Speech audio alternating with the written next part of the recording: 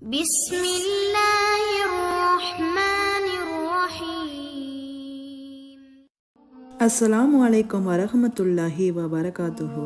அளவற்ற அருளாளனும் நிகரற்ற அன்புடனுமாகிய அல்லாஹுவின் திருப்பெயரால் ஆரம்பம் செய்கிறேன்.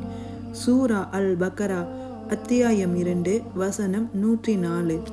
ஈமான் கொண்டோரே, நீங்கள் நம் ரசூலை பார்த்து 2 அர்த்தம் கொடுக்கும் சொல்லாகிய ராயினா என்று சொல்லாதீர்கள். இதற்கு பதிலாக அன்புடன் நோக்குவீர்களாக என்னும் பொருளை தரும் சொல்லாகிய உன்லூர்னா என்று கூறுங்கள். இன்னும் அவர் சொல்வதை கேளுங்கள். மேலும் அவர்களுக்கு துன்பம் தரும் வேதனையும் உண்டு.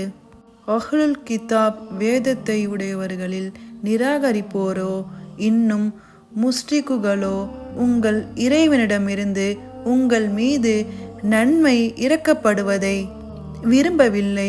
ஆனால் அல்லாஹ் தன் அருட்கொடைக்கு உரியவர்களாக யாரை நாடுகிறானோ அவரையே தேர்ந்தெடுத்து கொள்கிறான். அல்லாஹ் மிக பெரும் கிருபையாளன்.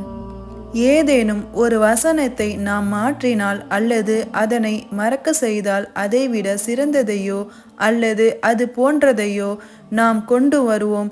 நிச்சயமாக அல்லாஹ் அனைத்து பொருட்களின் மீதும் சக்தி உள்ளவன் என்பதை நீர் அறியவில்லையா? நிச்சயமாக வானங்கள் பூமியின் ஆட்சி அல்லாஹ்வுக்கே உரியது. அல்லாஹ்வையன்றி உங்களுக்கு பாதுகாவலனோ உதவி செய்பவனோ இல்லை என்பதை நீர் அறியவில்லையா?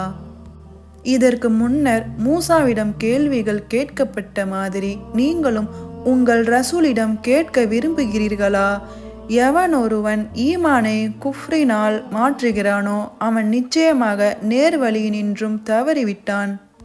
வேதத்தை உடையவர்களில் பெரும்பாலோர் உண்மை அவர்களுக்கு தெளிவாக தெரிந்த பின்னரும் தங்கள் மனதில் உள்ள பொறாமையினால் நீங்கள் நம்பிக்கை கொண்ட பின் காஃபிர்களாக மாற வேண்டுமென விரும்புகிறார்கள்.